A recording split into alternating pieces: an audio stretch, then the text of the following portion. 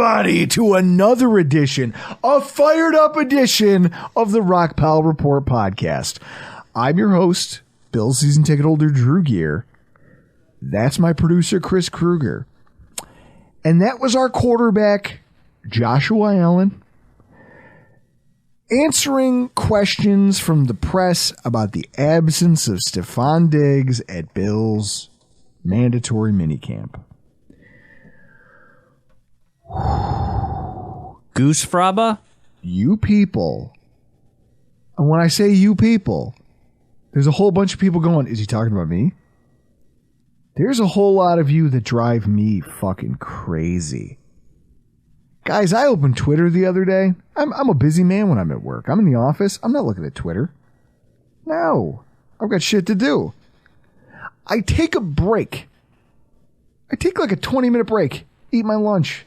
I'll open up like Chris, I don't know, some people get 30, 40, an hour. I have an hour break. I sometimes work through chunks of it just because I'm busy. I opened Twitter and saw 10 minutes of it and realized I want no piece of this. You all need to calm the fuck down. Uploaded a bunch of memes and was just like, but Chris, what's that thing about putting positivity into the world? Like Tony Robbins? Like Tony Robbins? The only thing I have to offer is memes. I don't have positivity. I just have memes. And I tried to do that for some of you who were willing to have it because holy shit, Tuesday, you people came off the rails. Chris, it was one of the most absurd things I've ever seen. And yet, I get it. Okay? I understand that everybody felt a certain kind of way about this thing that's already, the Stefon Diggs not showing up for the start of mandatory minicamp. Let's get it out of there. Elephant in the room. He didn't show up. Or he did, right? Like that's that's been contradicted. I want to give you guys, I'm not going to waste a whole lot of time because I've got a message to deliver tonight. And I will be damned if I keep, like if I don't get to have it heard by all of you. But first, like a salve for my wounds, Chris has made me a cocktail, and he's actually served it to me in a normal glass.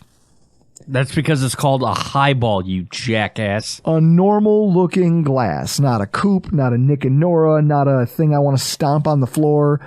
Like, I want to... most of those little glasses, like when you bring me something that looks like a wine glass, I want to throw it. Like, just involve... Like this, somewhere. Right here. I have a... I'm drinking a Cloak and Dagger out of a Nick and Nora. It is... very sweet and delicious and tart. When you hand me a glass that's shaped like that, there's something in my caveman brain that tells me to throw it. Like it's like when people talk about their intrusive thoughts, right? Those are mine. Where I'm holding that glass and the whole time I'm going, you could just smash this and there's nothing anyone could do to stop you. It's so fragile it would explode. It would be awesome to watch. Just shards of glass raining down off the wall. Look over there where your pictures are hanging. In fact, I actually messaged Greg Thompson one morning. I was at Wegmans. I'd stopped in to get a loaf of bread early in the morning, like right when the bakery first opened, because I had to have that specific bread. Couldn't afford to be without it. It was part of a larger dish thing I was preparing. And there was a guy with a cart preparing a big fruit display, right? And he has all like the fruit, and it's being arranged to make like a cityscape. He's putting a lot of time and effort into this. Now, this kid's probably about 17, 18 years old, and he probably weighs about $140. And then I'm looking around, and there's no one in the store. There's no security at Wegmans because it's a high-quality grocery store. They don't need security. And worse is that there's not another, employee, male or female, my own height or weight for what seems like football fields. And the thought just popped into my head. It was like the Bill Burr bit. It's like, I could just start punching, like King Kong. I could just start punching the hell out of this display, and there's no one who could stop me. Yeah, the muffins. There's no one who could stop me from taking this Wegmans display apart with my bare hands. No one would even know what to do for the first 45 seconds. They would just stand there in horror, not understanding what was happening to them. Those are my... And I burst out laughing, and it is like Bill Burr described. People look at you like, the fuck is this guy laughing about? And then you realize you have to leave now because you look like a lunatic. Those are my intrusive thoughts. So I'm glad that you gave me a glass that I can hold like an adult. You know, It's called a highball. Whatever it's called. It's full of a brackish liquid. It's got some orange tint to it. I don't smell citrus, at least not at first sniff. This is interesting because a part of me wants to, every time I try to guess that there is or isn't bourbon in there, I'm wrong. You're not good at that. No. Ooh. That is delightful, sir. It's smooth. It's tea. Yeah, you got one ingredient. All right, so there's tea. What else is in this? It is called a bourbon sweet tea. So there's 100 proof bourbon, black tea, Amaro Nonino, simple syrup, lemon juice, and peach liqueur. I'm not going to lie to you. That might be the most refreshing cocktail I've ever had. It's up there. It's in the top 5. There you go. Hot damn. Chris, we got to start having you. In fact, we talked to Cam Calandra about this, and I think we need to get on it for the YouTube. Cocktails for Chris and Cam? Thank God. We could give that a shot. I don't know how he is in front of a camera. We're going to find out. Cam, step up to the plate. It's time to go. That cocktail's so smooth that it almost pulled me out of my topic-fueled rage. But don't worry, I've got a little bit of the KG to bring me right back. See, Tuesday comes, our best offensive weapon doesn't show up to training camp, and everyone loses their fucking minds. And what I think is worse, right? It's one thing to have your own crappy opinion. It's another thing to subject us all to it by calling your local radio station. Chris, you used to record my radio calls. Some of them did not age well. No, they didn't. Remember the time I called in to say that Kansas City had just buried the Patriots and that the dynasty was dead? Wrong. I think they won the Super Bowl that year. They might have.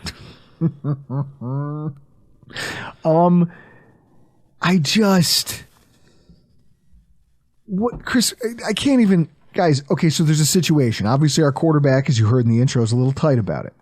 We're going to get back to what he said and how he said it in a minute. But first, I want to talk to you people.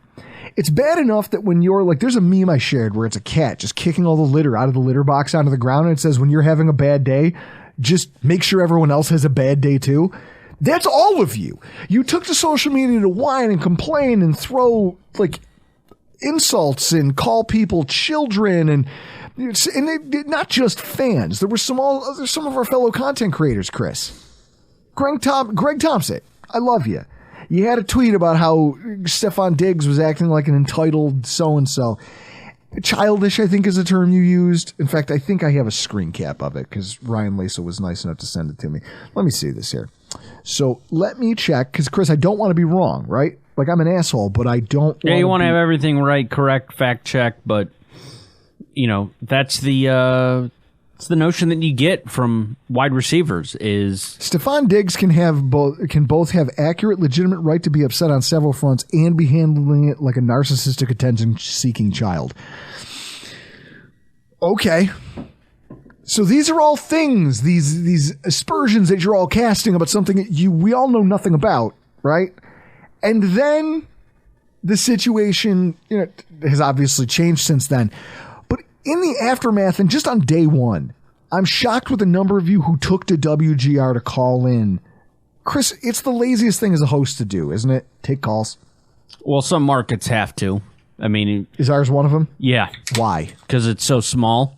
Yeah, but so if you know the population's small, what are the odds you're getting a quality phone call? Think about the number of people who can't podcast and do. Think about the number of people who suck at this, who get behind microphones and just drone on about nonsense. Or they have takes like the asshole who said that if what was it, Andre Lee Jr., whatever the fuck his name was, who got cut. If he was given, Andre Smith Jr., if he was given the same opportunity as Tremaine Edmonds, he'd make more impactful plays. Those are the people that you're now subjecting me to.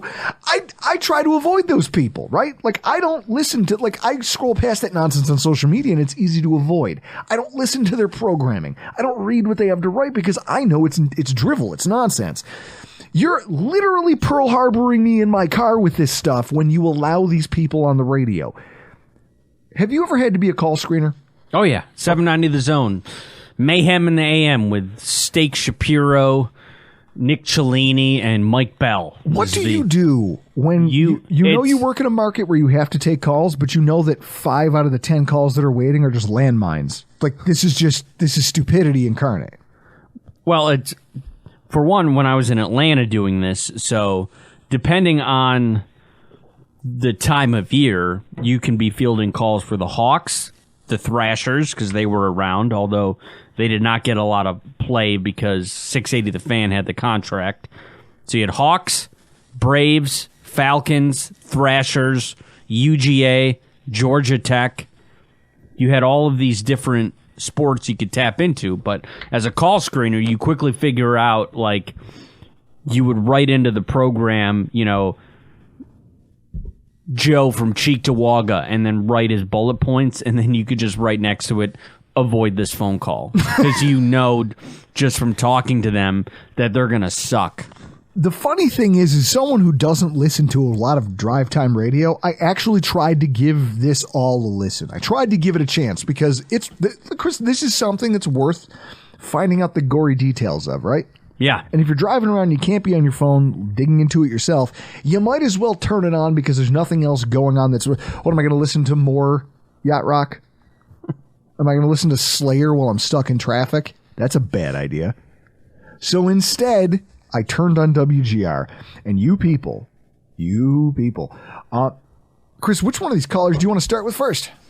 I mean, we can just go in order because the last one that you sent me was the best one. Take them. Take them from the top. We'd start with Kristen. Kristen is next up. Hi, Kristen. You're on WGR. Thank you for calling. Hey, hi. Thanks for taking my call. I just feel really disappointed that this is happening with our team. I mean, maybe, I'm kind of rainbows and unicorns, but like, what part of being a team member and being part of a team, mandatory practice, if you're a team member, you do that. Right? And I understand there are egos and money and all of that kind of stuff involved, but I guess I just like that's so much of what Buffalo Bills are here in our town is, it's heart, it's soul, it's history, and it's family, and make it work. And all this drama just does not feel good as somebody who didn't care about football for a really long time in my life. Since Josh Allen and Stefon Diggs are here, I love football, but I'm really disappointed. That's Kristen on WGR 550. You can go hear her call on the Mike Shope and the Bulldog podcast on their website. Chris, this woman is a walking contradiction because she says at the top of her call, I'm not all sunshine and rainbows and unicorns. And then she says, I understand that the NFL, there's money and ego and whatever, but guys, we're a family. The fuck this is. Chris, you and I have been fortunate enough to talk to a handful of NFL athletes who play here for the Buffalo Bills over the years. You know who was not well liked? Was Richie Incognito. He was a guy that a lot... He didn't like us. You either loved him or you hated him. And there wasn't a whole... And I think that... Chris, can you say that's probably true about me? Yeah. There's not a whole lot of middle ground. You either really like Drew... or you really don't like Drew. It'd be really cool if one of these people were active listeners to the podcast. Kristen, if you're out there and you're listening to this, I don't want to say this, but you sound like a rube. Can't they all just get along? No! You think you know what ego is. You clearly have no idea. You don't know what narcissism is, especially when you turn it loose with millions of dollars. Look, Can't they just work it out? They're a family. What fucking Hallmark special are you watching? Have you paid attention to the NFL at all in the last 20 years? Chris, what are we talking about here? They're a family, and it just doesn't feel good. No shit, lady. But Chris, that's a caller that made the air. Go to the next one. What do you? Well, first of all, I just to expand on that for a minute. What do you think's gonna happen when you're Chris? Imagine you're disgruntled at work, right? Yeah. You want to tell me that you've never lashed out at a coworker or two? Oh, I have. Even guys, we're family. How many times do you get emails or bulletins for those of you working out there? How many times have you gone to work and been told by your employer or by the HR clerk or rep who has to put out a fucking notice to everybody? We're a family, guys. We're trying to be a family thing. The fuck we are. All right? We're not a family. We're coworkers. We all take a check to do a job. That's all football is. Football is a job. It's just like working in any other industry, except theirs is cooler and requires a lot more physical fitness, right? Because Tony from the copy room isn't going out there and running a 4.40. Realistically, if you honestly believe that family dynamic is important, right? Like Chris, you need buy-in. Yeah. That has nothing to do with family. It's just, are we united and all driving in the same direction for the same stated purpose? Great, wonderful. Then we're all on the same page, but that doesn't make you family. It's not warm and fuzzy, and it's cool that the Bills have been able to cultivate that over the years. But it doesn't apply to every situation. It doesn't apply to everyone. And at the same time, you sound like a rube when you go, well, I thought they were friends. Why can't they all just get along? No! I cuss out coworker. I have a long-standing history of sometimes unstated, but hostility just up here between my ears. Hostility towards coworkers. Long-standing history of it. And I think that most people, if you were being honest, have that. Or have had it at some point in their lives and professional careers. So it's a joke if you think that this aw shucks, slap everybody on the back and give everybody a hug and let's go out to dinner 5 nights a week. Like, that doesn't overcome the working dynamic. They're just human beings working with each other. They're coworkers, right? Mm-hmm. Okay, so we've established that. Next call. Who do we got? Walter. Walter is next here on WGR. Thanks for calling, Walter. You're on the air. Hey guys, thanks for taking my call. I was hoping to focus on hockey today, but I have to get in with this Diggs conversation. I just have one question for you, and I know it's a bit of revisionist history, but given that this situation might sewer the Bills' season, do you think it was a good trade? Do you think we would be better off with Jefferson on the team? Would they be better off with Jefferson on the team? Well, I mean, it's June 13th. If you could convince me that we would have somehow known they would have drafted Jefferson. No, please don't. Please don't, Bulldog. Please don't. Sure, but please don't. Hey, guys, is the fact that Stefon Diggs missed a minicamp practice, does it make you wish that he wasn't a Bill ever? That might be the best Mike Shope I've ever heard. He's generally a boob on air. But, I mean, right, you could hear it under his breath. It's June 13th. You people are killing me. I feel like Independent George is dying. Like, this is what you're doing to me. I hear that phone call. And I want to bite my steering wheel. Like, I want to take a giant shark bite right out of it with these ridiculous teeth of mine. It's like, I know how Greg Thompson now feels when I bring up Creed Humphrey. And like, oh, well, the Bills could have drafted him and they blew that. Every team in football blew drafting a Pro Bowl center. Every team in football blew it once. Right now, there's 10 teams who drafted a bust in the first round that year who wish they had just taken Creed Humphrey. Revisionist history does not get you anywhere. This idea that, well, if we hadn't made that trade, Chris, do the Bills make the AFC title game in 2020 if we don't have Stefon Diggs? We don't. Are the Bills an annual playoff contender if they don't get Stefon Diggs? And they get some wide receiver who may or may not be Justin Jefferson. They Could be if they had drafted correctly, but we don't know that. And yet this guy fucking sacks up and calls the radio station, goes, and what I love is he starts off, he goes, well, I wanted to talk about hockey today, but I guess I have to get into this. No, you don't. No one is telling you that you're obligated to call the radio station. In fact, if anything, if you have family members, it sounds like they should be keeping you away from the telephone, point blank and period. They should take it away, replace it with a jitterbug, and give you the same phone I give my 1-year-old. That's it. Oh, who's on the phone? Is it dog or is it cat? That's who this guy should be fucking talking to. That's it. Him and my son Tommy can have an hour-long conversation with each other.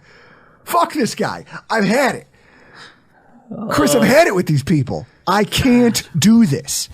You guys ruin radio for me. You absolutely ruin it. You're the ones who bring up that, like, again, this is hackery and they don't even know they're doing it, Chris. They don't even know they're doing it.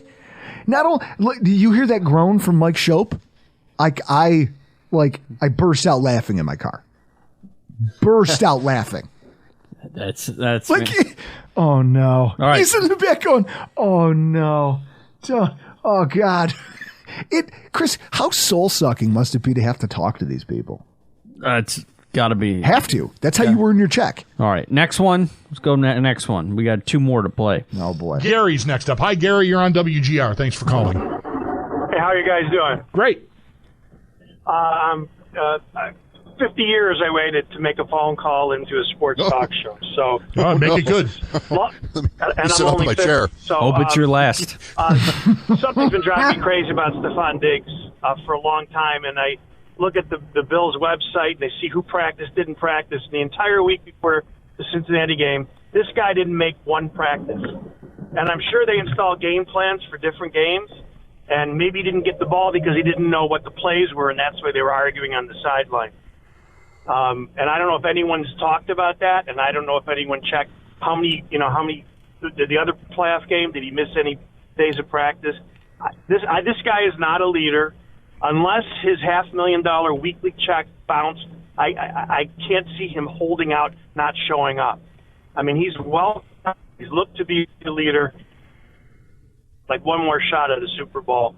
And obviously I think he wants out. Now I just heard that comment that was just made about Bulldog made about the guy in Rochester who now the agent wants further clarification. I mean, this is a fight. They're picking a fight. This guy wants out, and the Bills are handcuffed. So I don't like the fact he didn't practice the week before and there was no injury report. Okay. There we go. Thanks, Gary.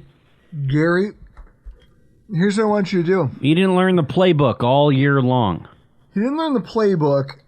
It's not a long season. It's not a wearing season. It's not a season where you almost watched a friend of yours almost die. First of all, the spirit of this phone call is an attack on not only Stefon Diggs' professionalism, but also trying to paint him as this lazy malcontent who doesn't know what he's doing. And that's why he's upset. Chris? Or a guy who's not a leader. Not a leader? I believe he's a captain. In the aftermath of... Well, let's talk about the Hamlin thing for a second. In the immediate aftermath, who was the guy trying to rally the troops? Was it or was it not Stefon Diggs? When everybody else was just... like, grief is starting to set in... And there's Stefon Diggs when he still thinks that they have to go out there and play. Who's the one trying to get everybody back up on their fucking feet? Diggs. Who was at the hospital? Who was the first player to the hospital who was going to fight security in order to get in and see his friend? Diggs. You want to talk to me about not being a professional and not being a fucking leader?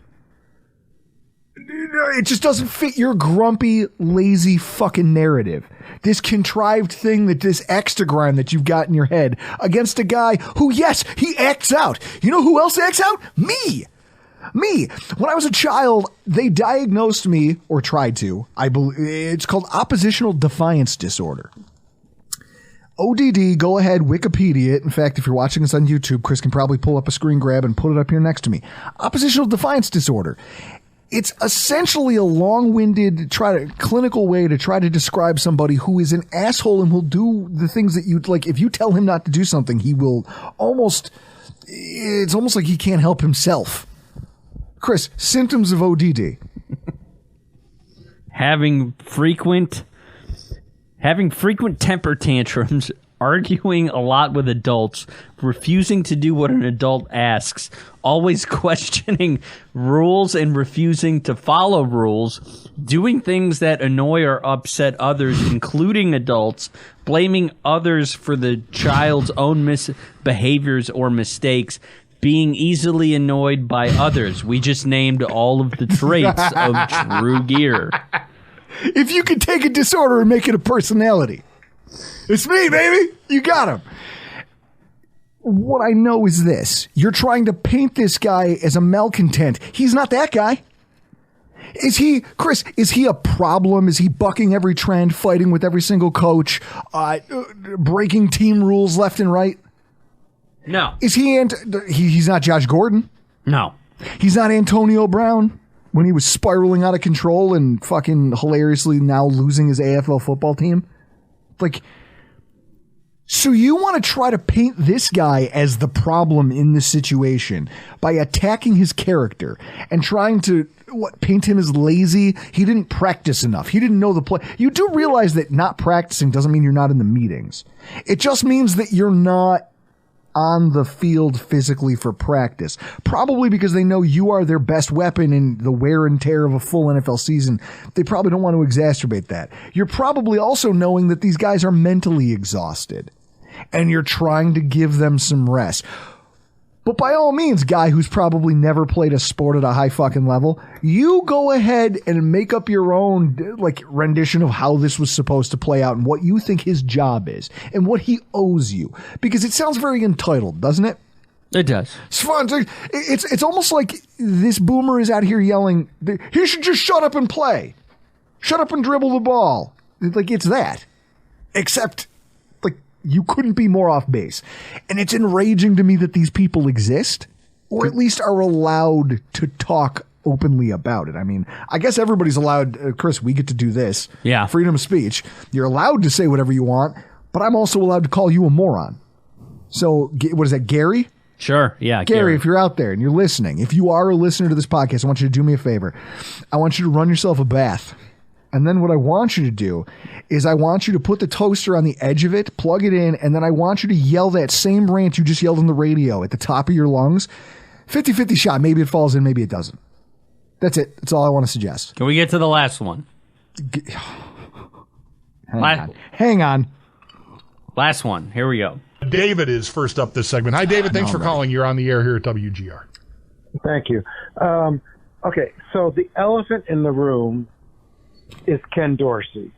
And I don't know why you guys aren't copying to that. The fact of the matter is that Stefon Diggs, of course he's pissed off because he didn't get anything. The fact that they lost that Cincinnati game and that Ken Dorsey is still the offensive coordinator is amazing to me. And I don't know if Alan likes Dorsey or whatever, but the fact of the matter is that they can't continue with this. They lost the game. It was a huge game. They lost the game because of their coordinator couldn't figure it out. So why is he still there? Drew, this goes in line with you when it comes to hockey and tweeting about hockey and misspelling players' names. If you tweet it and you misspell names, your point is completely lost when you misspell their name. Same thing here. You don't even know the guy's name. Your point is completely lost. No one believes you. You're an idiot. Stefon Diggs, that guy who I guess plays football for the Buffalo Bills, Stefon Diggs. So this guy's point is that he's mad about Ken Dorsey. Falls in line with what you think. You hate Ken Dorsey. Well, there's a reason we saved this one for last, because out of all the people that we just played for, there was more. Trust me, there was like a dozen more that I could have had Chris rip that I just wanted to two-hand tomahawk dunk, like two-hand over-the-back dunk on. This one, first of all, he fucks up the name right out of the gate. Shouldn't that be part of a call screener's job? Make sure the guy on the phone knows who the fuck he's talking about. Yeah. Okay, that point blank and period. Can he pronounce the name? No, then don't put him on the fucking radio. Put that in the box that the on-air personalities can see. Caller, here's his points, can't pronounce player's name. Don't put that guy on the radio. Lost a giant game. Yes. Are we all salty that Ken Dorsey lost that game? Ken Dorsey. Yeah, probably. And I bet you, based on the body language and what took place afterwards, him yelling on the sideline, we can all probably guess that he's not happy with the direction of the offense. Not knowing the guy's name and making a bunch of gross generalizations, and you just wasted how much of everybody's life, Chris, that we'll never get back with that phone call? A lot. You're going to fire your offensive coordinator because of a playoff loss. Chris, if every team that lost a playoff game immediately fired its offensive coordinator, do you know how many openings there would be every single year? Yeah, there'd be a lot. How many teams make the playoffs? Let's see, was it 14? Now, obviously, it's been well chronicled the way that Ken Dorsey needs to improve, right? Yeah. But what were the Bills ranked, Chris? Give it a Goog. NFL offensive rankings. It'll be you just I'm sure it'll be I'll vamp. Will you find that? It's not like this team, for as much as I might get drunk and bitch about it, for as much as everybody might get drunk and complain about it, it wasn't like there weren't some moments where you go, okay, this team actually knows what the fuck it's doing. And then even when Ken Dorsey was being a boob, this team still found a way to win a lot of football games. Close ones that maybe didn't need to be so close, but a lot of football games. Never use ESPN. What the hell are you talking about? You want me to use statmuse.com? No, what I want you to do. Statmuse has us 4th. Right there. Okay. In terms of what? 4th in terms of? Whatever all this is. NFL. Yeah, but what's the headline say? Yeah, I guess it's done by total yards. That would be my guess. Statmuse.com. They had us 4th. Behind Kansas City 1, Philadelphia 2, Detroit 3. And then Buffalo at 4. I mean, I don't know what specific stat you want to go by.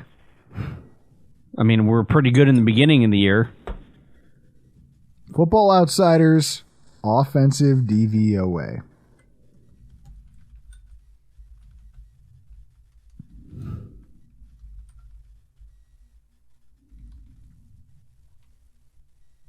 Fourth. Just what I just said. 4. Wait. Overall team DVOA. First. Makes sense. So you're talking about a team that was one of the NFL's best, right?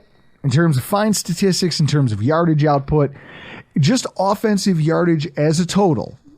Offensive yardage, NFL 2022. I just had it up. Total offense.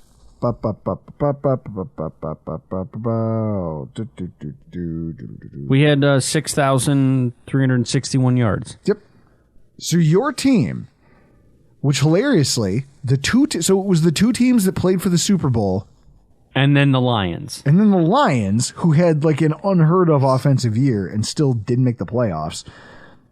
And then the Buffalo Bills. So with a terrible quote, with this Ken Dorsey who needed to be fired the second the game ended, right? Like we've all been dubious. We've all been like, hey, that needs to improve. Hey, yeah, hyperbole. But Chris, that's me when I'm hammered the week of the game. In the immediacy of the aftermath. You mean to tell me that at that age he's still... Wednesday Drew. Yeah, that's Wednesday Drew, right? Wednesday Drew's when you calm down and look at everything. This guy, you mean to tell me he's been holding on to this for 5 months? He still feels this way after 5 months? He could have... Has he just been drinking nonstop since the season ended? He's maintained his own version of Wednesday Drew. Like, he's Sunday Drew. He's Sunday Drew, and he found a way to spin that for an entire season. It's ridiculous. We all need to take a fucking deep breath here. Chris, say it with me. Goose Fraba. I'm going to give you my quick Cliff Note version of what I believe happened. This is it, and then we're going to move on because I have a broader message to deliver here. Guys, we've all had coworkers we don't get along with. We all have. Stefon Diggs, I believe, showed up here. They talked about him showing up for his medicals and that he had a meeting with the coaches. I think that in his head, he was going to go into a meeting with Sean McDermott and Brandon Beane and basically make himself heard. That, like, hey, I'm not trying to be a malcontent, but I'm here to win because I'm getting older, and every year, Chris, the only guy standing out there on the field in 2020 when they lose to the Chiefs and don't go to the Super Bowl. The first person to the hospital. The guy trying to rally the troops. Like, this is who he is. Isaiah McKenzie said it on Tyler Dunn's podcast or happy hour show a month or so ago? Yeah. Talking about Stefon Diggs and about how he is highly emotional and prone to outbursts, but that even when he's being that way, he's willing to listen to reason. They were like, when he's being crazy, you can talk to him still, and he'll calm down and at least hear your points. And so that makes him, they're like, sometimes you just got to let Diggs be Diggs, and then afterwards go, okay, cool, but you can't say it like that, or you can't talk to this guy that way, or what have you. I think that Diggs came into this assuming he was going to get to hold court with the coach and with the GM and go, listen, last year, here were my frustrations, and I want to hear that it's going to be better. And I have a feeling, just based on the timeline that was laid out for me by some people who are in the know, that they decided to bring Ken Dorsey into that meeting. And that's probably a mistake because, Chris, when you're mad at a person and you want to talk to someone else about it, and here's why I think this. Go back to the Cleveland game. The Cleveland game, he doesn't get a single target in the first half until there's a minute left. Yeah. He goes to Sean McDermott and has a very animated conversation on the sideline. Within 30 seconds, he's getting targeted, and it's a touchdown, and we take the lead into halftime. Now, that's a game where we were struggling offensively, and the team was actively staying away from Stefon Diggs with the football. Now, he's probably mad at the quarterback because he's like, Josh, I thought we were fucking boys, right? But he's also going, hey, coach, you're the only one I can talk to about this guy that I have a problem with who I know you have control over. So right then and there, when people go, oh, well, he's mad at Sean McDermott. I don't know. I feel like he's aired his grievance directly with Sean McDermott, and Sean McDermott showed him that he's willing to put a little pressure on the situation, correct? Yes. That sequence right there would probably speak to that. And then in the second half, they targeted him, I think, 6 or 7 times. I think the point was made. So then later in the season, when he's yelling at Josh on the sideline, he's going, all right, well, I already tried talking to McDermott, and that shit didn't last, because clearly this is happening again. We don't have a great game plan, but at least you're the quarterback. You're supposed to be the guy who executes this offense, regardless of what that dickhead in the box says. You're the guy with the football. You make the choices. You make the line calls. They've given you that. You need to do what's in the best interest of this football team. Stop listening to that guy. That was the conversation. So now he wants to, before this thing even gets off the rocks, he wants to come in and have his conversation with the GM and the coach and go, look, I'm going to try not to be a problem, but maybe not even that. Maybe he's going to come in and go, I'm fucking fired up still. I'm still angry. I'm still angry at the way last year ended. I'm still mad because I think that if we had a real offensive coordinator, this would... Chris, what happens if you bring the guy he's mad about into the room? Probably blow up.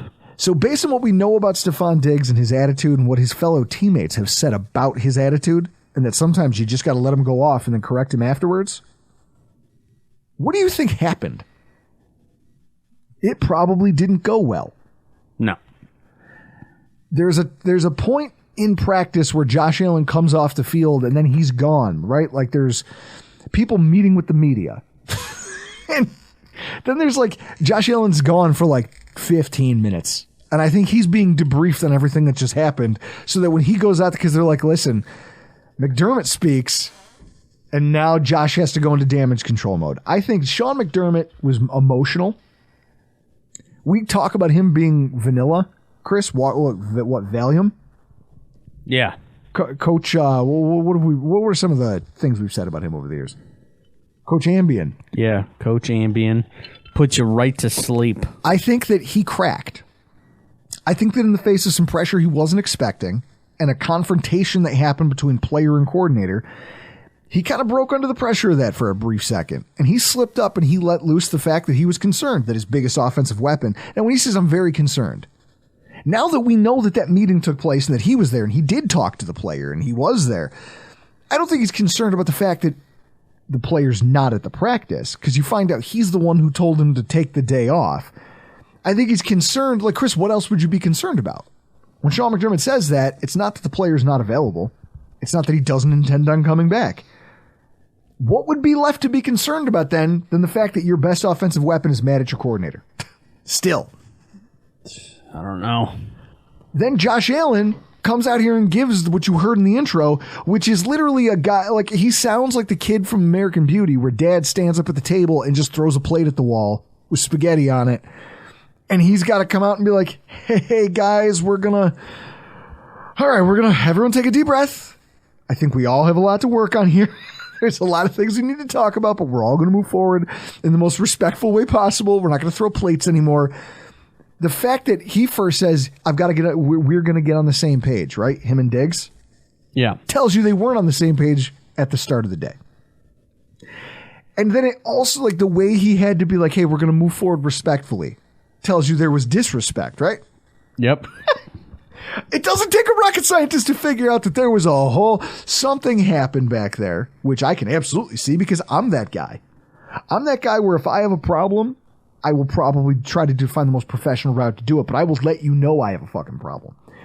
And at the same time, you go into this and you hear fucking all the hack punditry that comes out after the fact, right? Mm-hmm. And then look, he fucking showed up for practice, didn't he? Yeah, he was out for like 2 hours. Yeah. Ooh, and now you could, like, it's deafening, the sound of people trying to delete tweets. Racing to try to edit things that they said on social media. Or maybe not. Maybe you're just so stupid you believe the thing that you were fired up about in the moment. When did we become so thin-skinned, Chris? Easy. When Facebook and Twitter became public.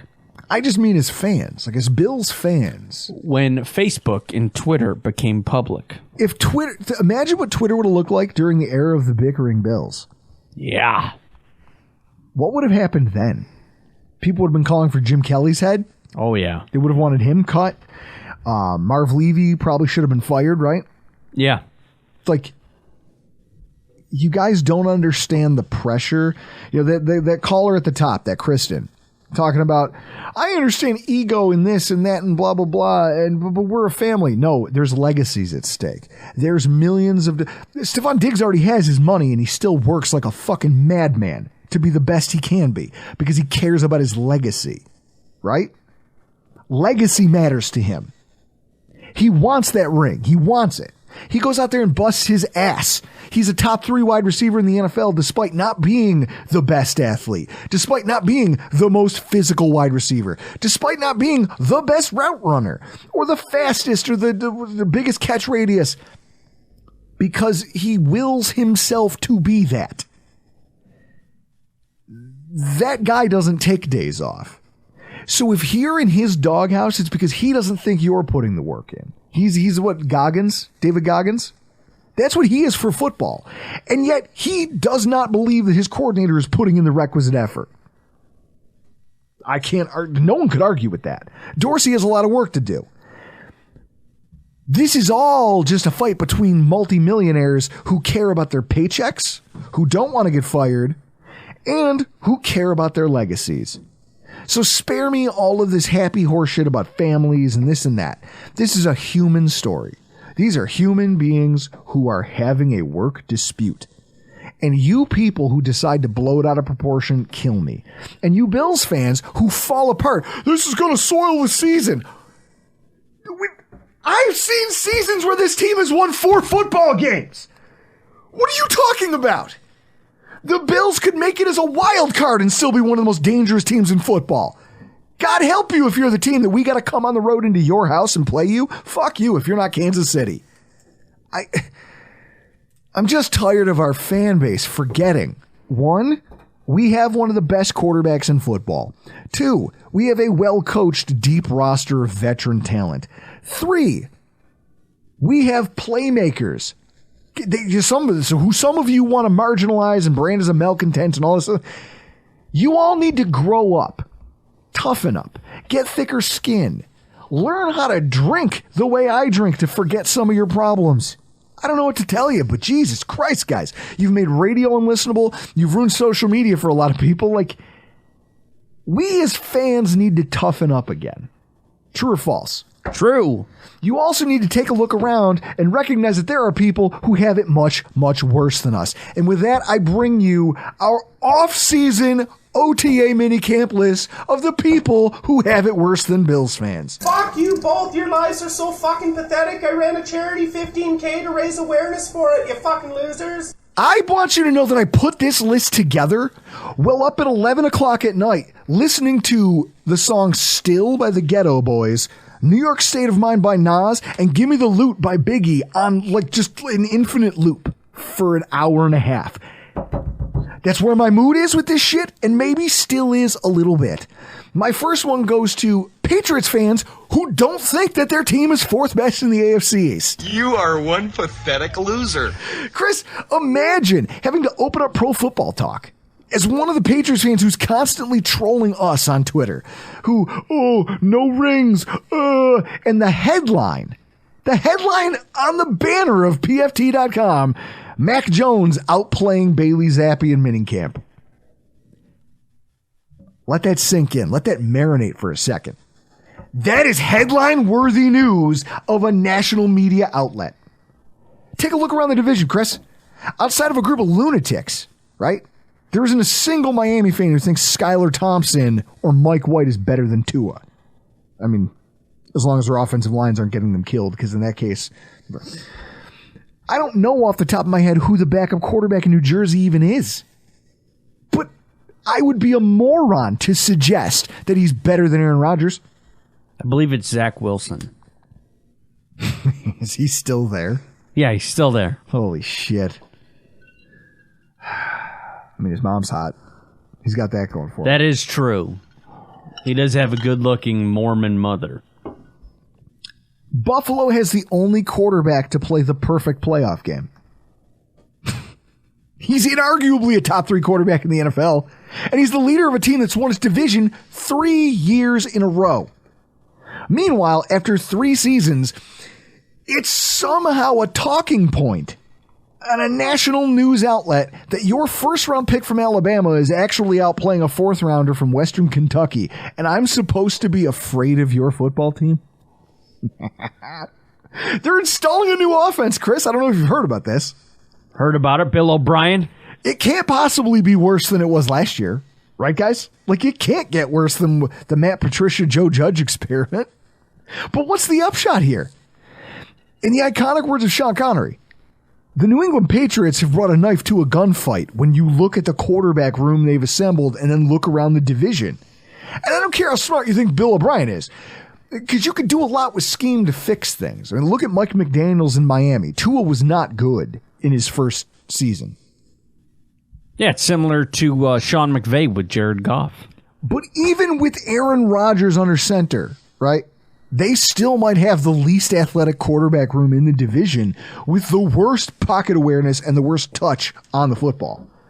You look at some of the numbers and it's gross. Jones threw 30 fewer first down passes than Matt Ryan, who played 2 fewer games and had such a shitty year that he had to bail out and take a commentator position. Chris, Matt Ryan sucked last year and he was still throwing more first downs than Mac Jones.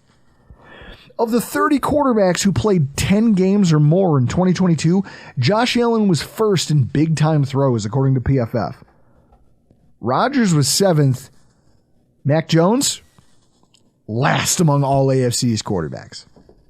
Bailey Zappi had a higher EPA, higher completion percentage, and a higher passing grade than Mac Jones. Jones supposedly has a better mental process and he all sorts of intangibles that have led him to an 0-3 record against Buffalo when he has to throw the ball more than 3 fucking times. This reminds me of the time, Chris, that the Bills trotted out Matt Castle, E.J. Manuel, and Tyrod Taylor and tried to have a 3-man quarterback competition. And I got pissed because Mark Schlereth was on ESPN just panning the whole thing. Because they were like, how many NFL quarterbacks do they have on this roster? And his answer was 0. Looking back, wasn't he kind of right? He was. There wasn't a true NFL starting quarterback on that roster. The Patriots are the same situation here. And there's a huge chunk of their fan base that's just not ready to accept just how ugly that this shit can get. Regardless of whether you signed D-Hop and the fact that you brought in Mike Gesicki and what. Like, there was a video today where they're like, oh, yeah, everyone's going to say this is photoshopped. And it's Mac Jones throwing a touchdown pass to Mike Gesicki through a defensive back. That clip says more about how shitty Adrian Phillips is at this point in his career, because 7 out of 10 times that is it's a pick or it's a pass breakup. Like, I can't with this stuff. And yet I love it. Like, you guys have no idea what's coming. And oh, by the way, your starting defensive tackle, Lawrence Guy, he's holding out for a new contract because even he knows this is going to suck. And he wants his money before he puts up with another second of that bullshit. You know who else has it pretty rough, Chris? Jets fans who don't like injuries. Hey, guys, stop me if you've heard this before. An important offseason acquisition for the New York Jets gets hurt before, critically injured, before he even gets a chance to play. Like, I don't know how to describe this. Unless you hit a gypsy with your car and get cursed, or just God hates New Jersey the way that I do, there's no other way to explain what's happening to the Jets franchise. Chris, they signed Carl Lawson. He immediately tears his ACL and he's done. They were like, oh, fuck, we were really depending on that to pan out. They win 4 games that season. They go out and they go, man, our safety room sucks. We're going to trade for Chuck Clark because statistically he's an upgrade and he only costs us a 7th round pick. Our GM looks like a genius. It's a savvy move. Like, you look at it. Like, this is how bad their secondary, just to paint the picture. The safeties led their secondary in touchdowns allowed in coverage with 6. The largest culprit, LaMarcus Joyner, let up 4, and he wasn't brought back. They were like, hey, we don't need you. Your contract expires. You walk. For his age, Chuck Clark was an upgrade in almost every single facet of the game and didn't cost much, just with a 7th round pick. So Jets fans were excited. And in typical cursed fashion, yesterday the team announces that there's a serious knee injury for Clark, simultaneously announcing they've signed former Packer Adrian Amos to take his spot. A quick look at PFF will tell you that Amos isn't just a downgrade from Clark. The guy they actually fired in LaMarcus Joyner outplayed Adrian Amos widely in almost every single category, from missed tackle percentage to coverage grades. Somehow, Adrian Amos gave up as many touchdowns by himself last year as the entire Jets safety group did, Chris. And now he's one of their starters. Like, what happens to you as a franchise that it's like, even when you do the smart thing, you still get fucked? Yeah. Is it just that God hates New Jersey? Because I wouldn't blame him. Yeah, he does hate New Jersey. New Jersey's... God, I'm going to have to drive through New Jersey in a couple weeks. Gross. Lock your doors. I am dreading it. Lock your doors. I do have, you know what? I do have to go down the 95. I don't know if you saw that on the news. The 95 in Philadelphia, a section of it caved in. You didn't see that? You didn't see that? No. Yeah, there's there's a section of 95 where it just collapsed. There was apparently a truck fire underneath, and that's what caused the collapse, allegedly. But yeah, there's a section of I-95 in Philadelphia that collapsed. You know what else, since we're on this New Jersey kick? How about Jets head coach Robert Saleh? Man, Tucker Max. Say what you want about him. A lot of people were like, oh, his books are stupid and he's a fire. Sure, fine. But he has a quote that I love. It says, the devil doesn't come wearing a red cape and horns. He shows up as everything you've ever wished for. Let that one marinate for a second. because I can't help but think of Robert Saleh when I hear this quote. The guy gushed like someone who won the lottery the day that they finally got the trade put together and got Aaron Rodgers' rights. And then the day they got him in the building and all of his press conferences, he's been a cheerleader for his quarterback. Yeah. Like he's doing, what do they call that gymnastic, the bridge where you bend over backwards? And yet you look at this and I go, first of all, Rodgers taking time off in the preseason workouts with a calf injury. Shocker, he's old as shit, right? And the numbers back up the fact that he's lost his step. He only had 13 scrambles in 2022. Allen had 63. The Packers' offensive line wasn't that much better than the Bills. I like 13 scrambles. What that tells you is that he knows he's not making it, so he just throws the ball away. And again, the throwaway numbers back some of that up. He has the highest pressure to sack ratio of any AFC East quarterback last year because his pocket elusiveness is gone.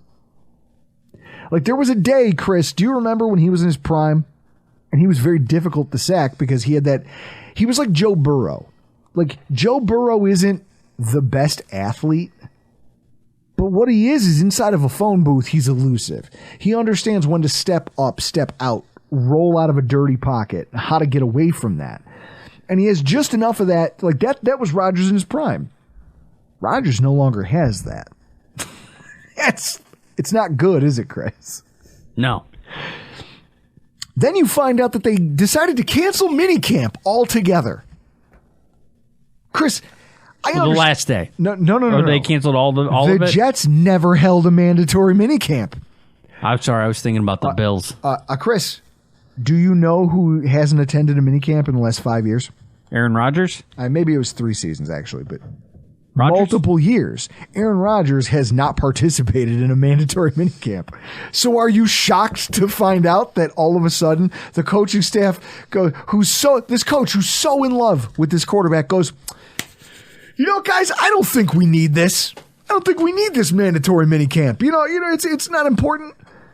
Chris, I was reading an article over at patspulpit.com. I do a lot of hate reading about our enemies around the division. Then you have I have an SB Nation handle. Well, I troll those message boards. I was going to say a burner account, but it's not. No, it's just you have an account, but it doesn't reflect the show that you do. Nope. Or your name. I have a Bear Bryant quote. Yeah, I have an Alabama head coach Bear Bryant quote is like the signature line from my posts. And I'm out there just creeping around in SB Nation, sowing seeds of division and chats and just being a real scumbag. And our opponent's SB Nation fan pages. Chris, I love it. I really do. Because I'm a petty son of a bitch. Which is what this is all rooted in, is anger and pettiness. Because I think you guys lose sight of how fucking good we have it. Here's a coach who goes, well, my diva quarterback never participates in this shit anyway, and we've already crafted a narrative that we're a team. We have this thing. So we don't need this work. So I'm over at Pat's Pulpit, and you know what they're talking about is going on during minicamp, Chris? No idea. The stuff that goes on during minicamp that we as fans don't normally think about ranges. Like, there's a lot of things that go on, right? Obviously, it's players, there's drills, there's athletic testing, there's some stretching, there's physical stuff that's taking place, but it's also an opportunity for the coaching staff to work out. What's the organizational chart internally look like? Who reports to who? Let's assign jobs. Let's assign last-minute things like, hey, this week, if you have a baby or if something comes up and you're sick, who takes over your role internally? Minicamp isn't just for players. It's for you as a franchise to get your shit together. Like as a coaching staff, from the top down, you guys go over your entire operation and figure out on a week-to-week basis what your roles and responsibilities are. Because think about it. Chris, every team has quality control guys who swap out every single year. Guys who change roles, position coaches that might have changed.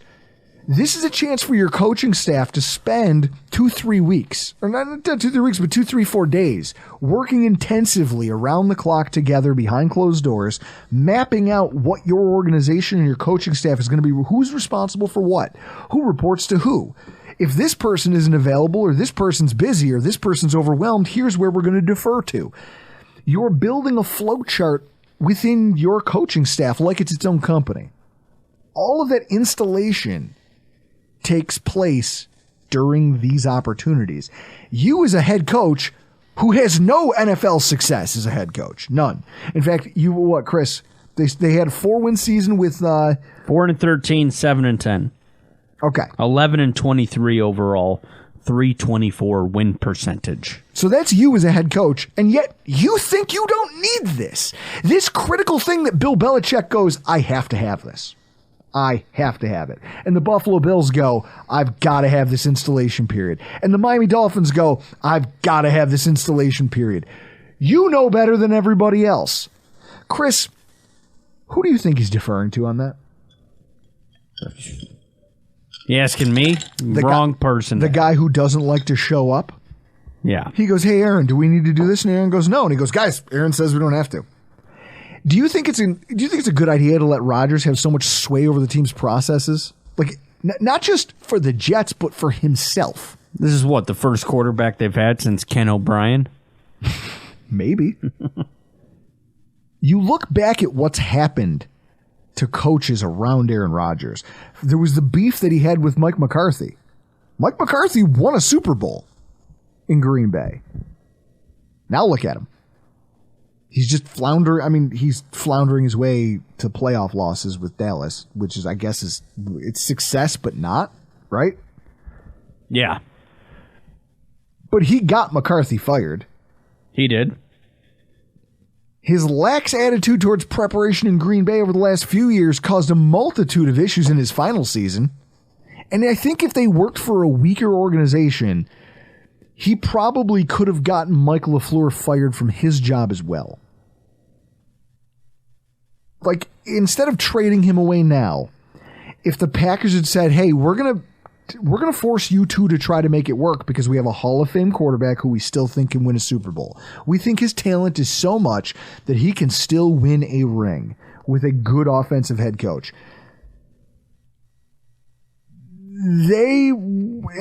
Let's say they're weak. Like, let's say they had a GM with an owner, right? Because I think that's part of it, right? In Green Bay, there's no owner. It's a publicly owned team. So you have a GM who is the de facto president of football operations, and he's the final authority. And so in that way, I don't know how he got hired, but what I know is that he deferred to the coach rather than the quarterback. That should tell you something about what they know about this guy and his attitude. LaFleur's job could have been in jeopardy inside of a weaker organization, or one that had an owner who was like Stephen Ross, a little more desperate, or like the Haslams in Ohio there. And then you hear the comments from Solomon Thomas last week, where I think he thought he was being smart, where he's like, man, Rodgers just changed the whole culture of the locker room. As the kids would say, that ain't the flex that you think it is. Chris, when Sean McDermott showed up here, he changed the culture, didn't he? He did. He created a culture of accountability. He took this team from a team that under Rex Ryan was a very player-friendly team where, what was it, Mike Williams was a notorious drinker and was actually running across the parking lot in his uniform. Like at 10 o'clock in the morning for a 1 p.m. kickoff. Yeah. Not a good look. not a good look. You look at this, and Solomon Thomas saying these things is quietly undermining his head coach, because it's like, hey, this guy's been here for 2 years, and all you did was spend 3 weeks with this new guy, and you go, well, the culture changed. Well, then that means that your coach really built a shit culture, didn't he? True. Or at least didn't bring a strong culture to the team. If adding one guy revolutionizes everything that's going on inside the locker room, Saleh believes that this is his golden ticket. He really does. And I don't blame him. You know? Look at the quarterbacks he's had to watch play. Look at the defenses he's fielded. the running game that they had last year. I have no doubt that he believes that this is his golden ticket to success. I see a quarterback who physically isn't what he used to be, with a weak offensive coordinator, a weak coaching staff, and while they were saddled with dog shit quarterback play last year, they also magnified their own problems with really poor situational awareness and decision making by the staff. And that falls squarely on the shoulders of the head coach. If this goes poorly, Chris, who's the fall guy? Saleh. He's going into year 3. It can't be Aaron Rodgers, right? If he decides to pack up, he's God. If he decides to pull up stakes and leave, he fucks them next year. He's like $40 million in dead money against their cap. Yeah. Like, he might negotiate a deal, maybe a short extension, so he gets another 2 years of guaranteed cash out of the Jets. But if this goes poorly, you know Aaron Rodgers is going to deflect all the blame. Like he's proven he's incapable of accepting blame. Correct. And the reality is he's less replaceable now because of what you gave up and what you're going to pay him than a head coach who's finished 4th in the AFC East for back-to-back seasons. Robert Saleh has now made a deal with the devil. Like, we want to talk about Stefon Diggs being a malcontent and people bitch and complain about that. How about your coach mortgaging his own personal future and career on the back of one of the most cantankerous quarterbacks in recent NFL history? And then there's Florida sports fans in general, right? You want to talk about people who have it worse? You know how much fun we had a few weeks ago just laughing at the expense of Boston sports fans? Yeah. Like, they had a shit week, right?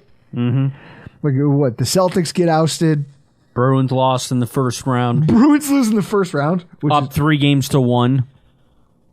It's one of the more improbable, like, Chris, I think the only one better was the time the Bruins came back on the Canucks, who were up 3-0 in the Stanley Cup Finals. And the Bruins won 4 straight to take the series. I'm not sure that happened. Are you thinking about Boston and Toronto? Boston beat Toronto. I'm thinking about, remember the Vancouver riots? Yeah. Yeah. That was like the 2010 or 11. Yeah, because I remember. But it was in that, I think it might have been in that playoff run. Boston was down 3 goals to Toronto and won in like the last 10 minutes of the game. No, you have no idea. So it's Vancouver. I know it because it spurred the riots. I remember I was in Myrtle Beach with my ex-girlfriend, and I was like, there's no way Vancouver can fuck this up. Like, clearly they're not going to lose this game because they've had, like, nobody loses a lead like that in the Stanley Cup final, and they blew it. So they went from being on that end of the spectrum to just somehow getting shell-shocked, and that's hilarious to me. Now you bring back, and now then you think about what else is going on in Boston. Like, their baseball team sucks. Everyone trying to look past their dog shit baseball season and go, well, at least football's coming. Oh, fuck, it's Mac Jones versus Bailey Zappi. Oh, great. That ruled. Like, it ruled to make fun of them. To a lesser extent, and yet still funny, screw Florida sports fans too. I want to get out the world's smallest violin and play you all the saddest song ever written, right? Panthers fans, all of you. The embarrassing cup loss. Chris, you're the hockey guy here. Yep. That Cinderella turned into a fucking pumpkin quick, eh? Yeah, it did. Jesus Christ, what happened to their goaltending? Shit. It was shit goaltending. There's a reason that they were barely in the playoffs to begin with, and it's because their goaltenders were bad. They got hot. They rode the hot hand, and it turns out they went ice cold at the worst possible moment. And they point all of the pain points of what your team wasn't showed up on the world's biggest stage, or at least your sport's biggest stage. Chris, they only beat out the Sabres by what, a point? A point. 2 points? A point. A point. Okay. Like, Florida really thought that this was their year to get their franchise's first cup? Well, Get back in line, assholes! They got their first Stanley Cup final victory. You get... Because they got swept in 96. That would be like me trying to celebrate the fact that the Bills beat Indy. And I'm like, oh, at least we won our first playoff game since the 90s. Fuck that. I like the fact that the Panthers have to sit back down with the rest of us who don't have a cup yet. Fuck you guys. You don't deserve it yet. Also, I still can't spell Sam. Chris, look at how I typed it up in the notes. I still cannot spell Sam Reinhart's last name correctly. That's the worst you've spelled it. And I don't give a single shit. I'll see him and Matt Kachuk in hell. And you misspelled Kachuk. I bet I did. They can both kiss the fattest parts of my ass. Right? And then I don't actually dislike the Miami Heat. I rooted for them briefly when I actually have a Miami Heat LeBron James jersey, but that's because I'm a LeBron James fan, and I know a lot of you may not be. How can you root against Jimmy Butler? Because you don't like basketball, but you know Jimmy Butler, right? Heard of him. How do you root against a guy who is basically the Stefon Diggs of his basketball team? He's just all heart, all attitude, and he's fucking nasty at what he does. He can turn it on big stages, and that's what you want. That's what you want in the leader of your team, so it's hard for me to root against the Heat. It really is. He's basically Stefon Diggs without all the social media usage. And I don't know. He just needs some help. Like, he's also Diggs in the way that he just needs some help from the guys around him so that he can finally get a fucking ring at some point in his career. And, like, he's also the guy that when I think about this whole Diggs fiasco, right, I think of Jimmy Butler.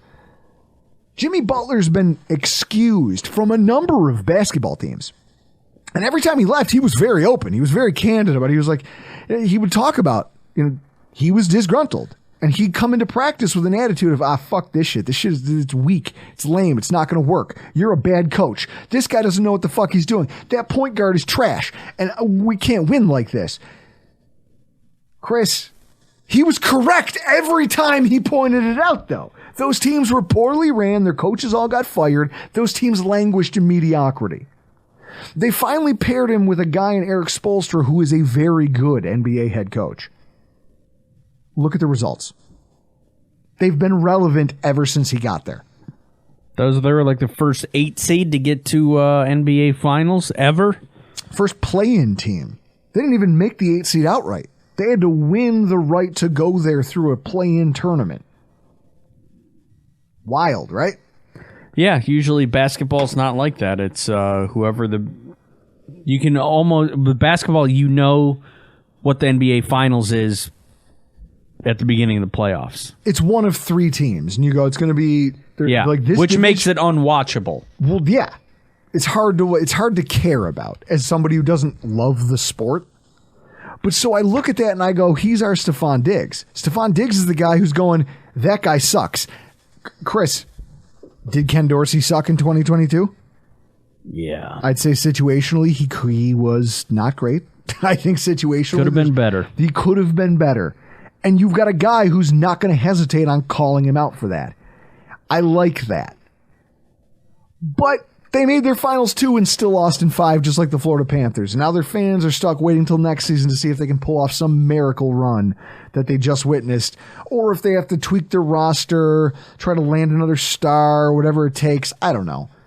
And I mean, for Florida, I would call having the Tampa Bay Rays a silver lining if baseball wasn't just a terrible sport. Chris, the Florida Gators aren't ranked in the top 25 for the NCAA next year in the preseason AP poll. Yep. And are still the most popular football team in Jacksonville. Yeah, they love college football down south. Those Jaguars fans, they're going to pay to build a new stadium. And in 3 years, they're going to be showing up to watch the team play in Wembley or Tottenham with VR headsets on so that they feel like they're really there for 4 to 5 weeks a season. I hope you assholes like beans for breakfast, because when the Jaguars have dual citizenship and spend half their time overseas, you're going to wake up early and eat a whole lot of that nonsense. Terry, before you send me a fucking DM at what is 3 o'clock in the morning my time defending the fact that the English eat beans with breakfast, Chris, if I wanted to be farting at noon, I would just drink a bunch the night before, right? I wouldn't eat beans at any time of the day. I don't like beans. If I wanted to have rampant farts by noon, I would just drink a lot the night before. I would not eat beans with my breakfast. Okay? Point blank, period. Done. For all of you guys in Florida who are legitimate Florida sports fans, I hope all your AC units break and an alligator climbs into your swimming pool. Kick rocks. It felt good, Chris. It feels good being mean to other people, doesn't it? Yeah, it does. This has been an hour and 10 minutes of me just being mean to people. They probably deserved it. I love it. Listen, this is we talk about this being therapy for us. I feel better. Do you feel better? Yeah. Guys, one more time, say it with us. Goose fraba. What you're going to find out is our problems here in Buffalo are not that big of a deal. I think a lot of you now understand my perspective on that and hopefully have gained a little bit for yourself through this exercise. And if you haven't, like, I don't know. I don't know what to tell you. Go find another sport to watch. Go find another team to root for, right? Because, like, if this is the worst thing, your most talented player and your least talented coach have a beef. Listen, you're going to have that. And if you can't get past that and you feel the need to call into your local radio station and ruin everything for everybody, I can't stop you. All I can do is, again, hope that someone puts this in your ear and goes, don't, because there's some dickheads on the internet who will make fun of you. I hope you don't, but if you do, just know we're out here. Guys, for tonight, though, we got to get out of here. I'm Drew Gear. That's Chris Kruger. This has been your